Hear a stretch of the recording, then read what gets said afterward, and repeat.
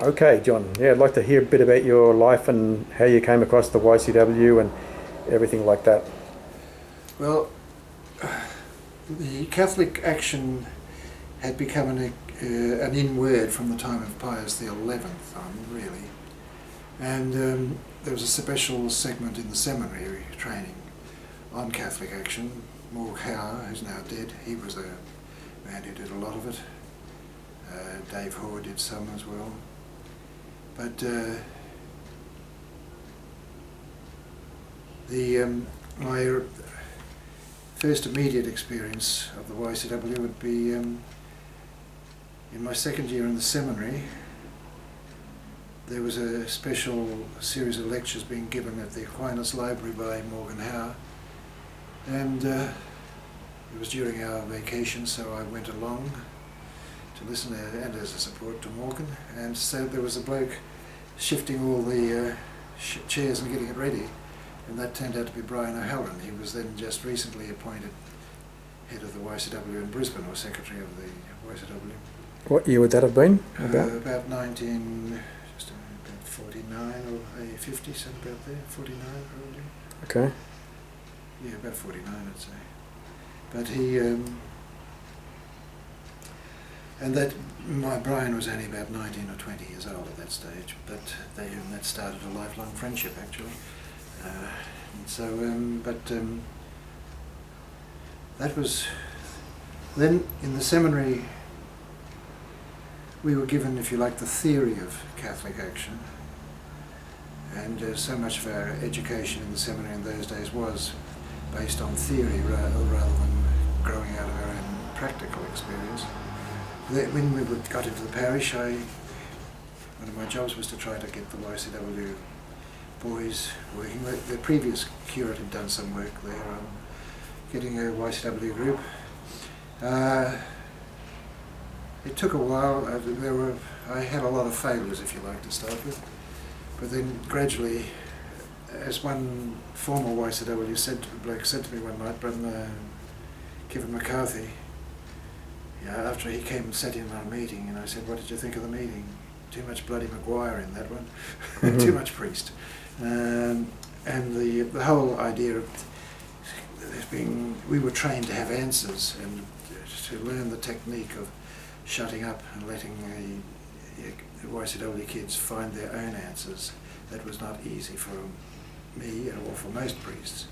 And in fact, ultimately I feel that the YCW in Australia, with the great proportion of clergy, was never understood at all and was actually a threat to their way of living.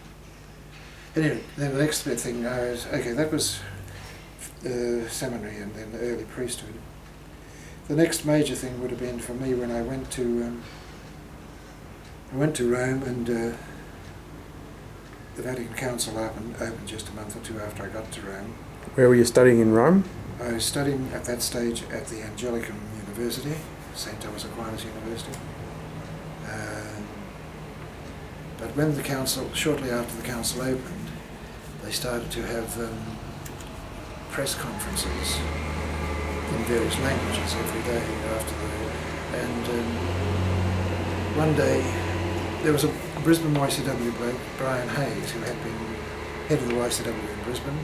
He was president at the same time as Brian O'Halloran was secretary, and Brian later went on to be, I think, national president of the YCW, and then from there went on to become on the executive of the World Organisation of Youth over in Brussels.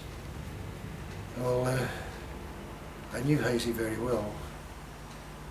He was the eldest son of about 7 in a family where the father died early, and so Hazy had to give up schooling, and he took up a business of mowing lawns so that his mother could educate the rest of the boys. And then from there, somebody brought him into the YCW, probably Barney O'Shea, the priest in Brisbane. I'm not sure about that. But Hazy had that immediate empathy with what it was to be poor. And when he'd been appointed to the World Organisation of Youth in Brussels. It was about the same time as I was in Rome, and so whenever he came down to Rome for any reason, he'd ring and we'd go out for lunch or something. This day he rang me, and before we went out for lunch, he said, let's go and listen to this English-speaking press conference.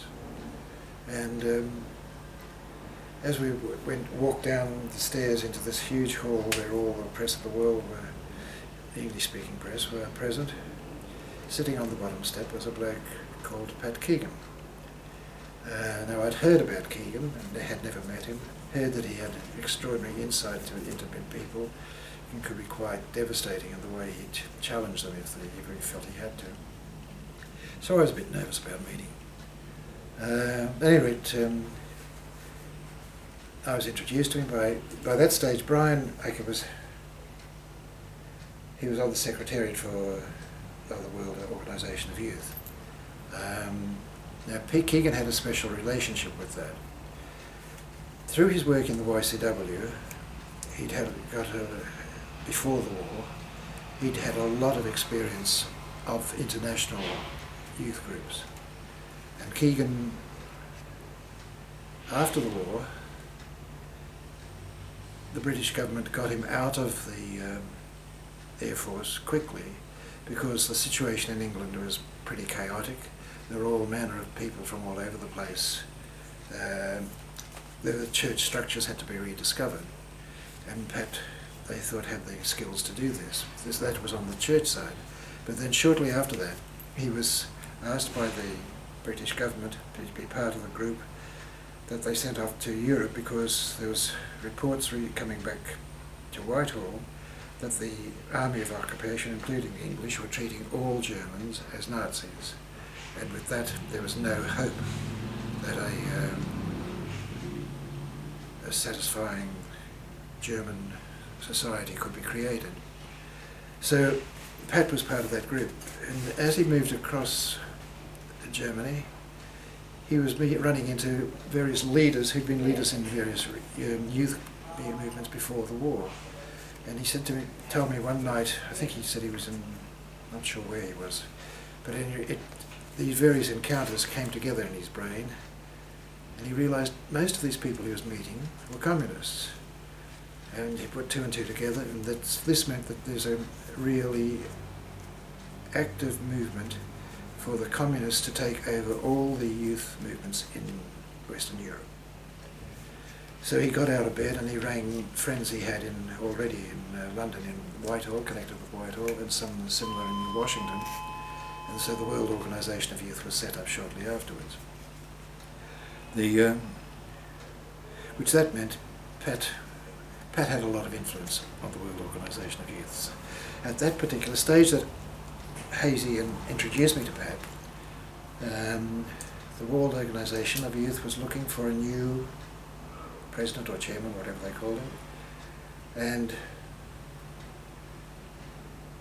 Keegan really had the ability, because of his standing in the world community, he had a lot of say. If he nominated somebody, he'd almost certainly get it. And he wanted Hazy to be the next president. Now, I didn't know any of that at this stage. We met, it was at the press conference, and Pat just said, listen, we've got to talk. He said, this was to Hazy primarily. I've got to go to a cocktail party at the Excelsior, the big hotel on Via Veneto, this afternoon. So there was some new cardinal, I think it was the Cardinal of Philadelphia, had just been appointed, and there were a group of wealthy lay people from there had come over to support Cardine, support whoever the bloke was. It probably was Cardinal Kroll, but I'm not sure. But at any rate, Pat, just being Pat, said, Brian, you and I John, come along with me as my guests. So we gate crashed this very exclusive party. That was not important. Then afterwards, Pat and Hazy and myself went off to have a meal at one of the restaurants off the Via Veneto. Now, during the meal, Keegan started to put pressure on Hazy about taking responsibility for the World Organisation of Youth at the top level.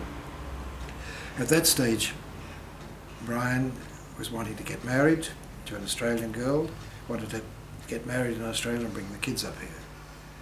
And he wanted Keegan to be his best man also.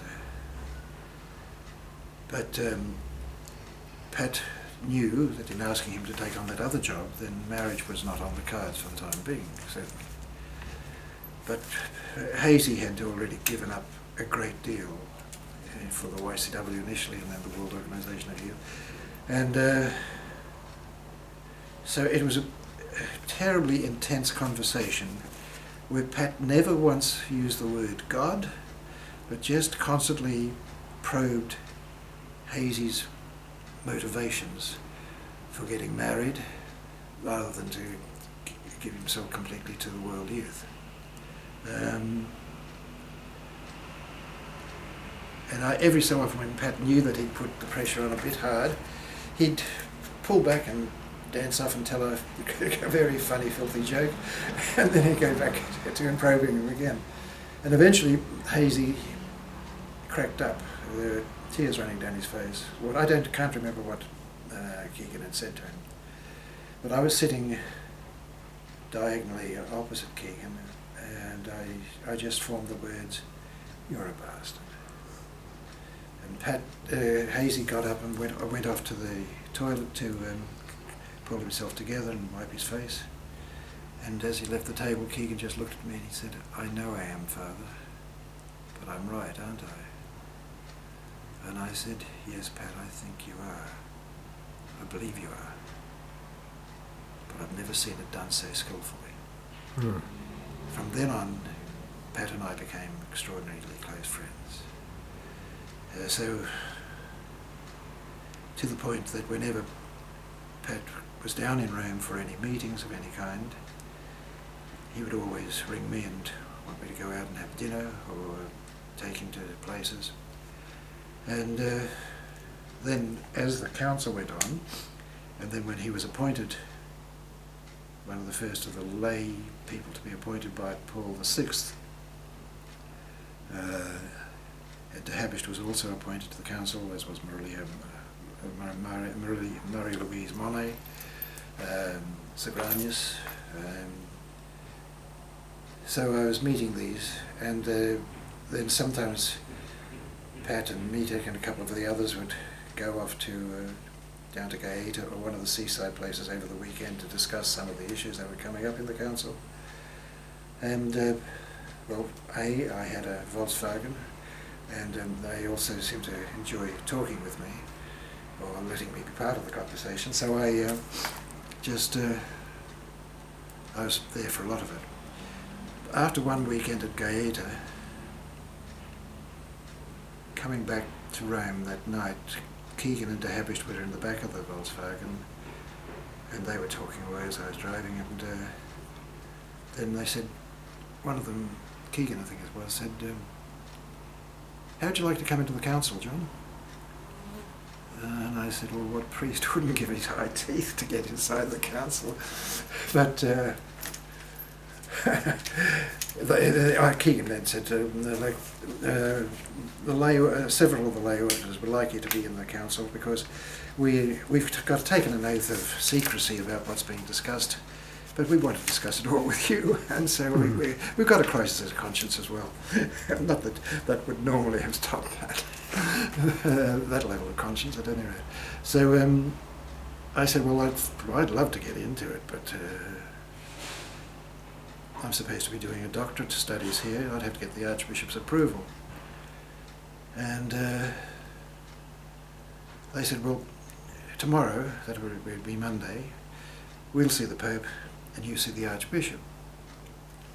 Who was the Archbishop? That was Rush? Well, Paddy O'Donnell was okay. He was still, I think he was the coadjutor still. I don't think James Dewey had died at that stage. But Paddy was a coadjutor with the right of succession, and he was the Archbishop of Brisbane that was present at the council. And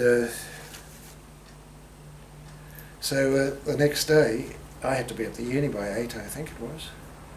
There was no chance to see Paddy O'Donnell at that stage, so went to the uni, came back, I was having lunch in the refec at the college, and one of the Italian nuns who answered the telephones, "Padre Maguire telefono, Padre Maguire telefono," and I went on, and it was the Habished, and he said, "I've just seen the Pope, and he's quite happy for you to come into the council. But you'll have to come down this afternoon about 4 and take an oath of secrecy and pick up your Vatican, sort of a passport that allowed you to get into the council." And I said, "But I haven't seen the Archbishop yet." And I said, "That's your problem." So, having hung up on De Habished, I rang Paddy O'Donnell where he was staying, and I said, "Is there any chance of having afternoon tea with you this afternoon?" And he said, "I'll come over about 5, John. Yes, we'll have a go an afternoon. Why don't you can stay for dinner?" And so I went down and I saw them at the Vicariate Rome at 4 o'clock, took the oath, got all the documents, then went over and asked for permission. I see. At any rate, so I was inside the council from then on. Now, can we break for a minute? Yeah, let's stop. My arm needs a break too.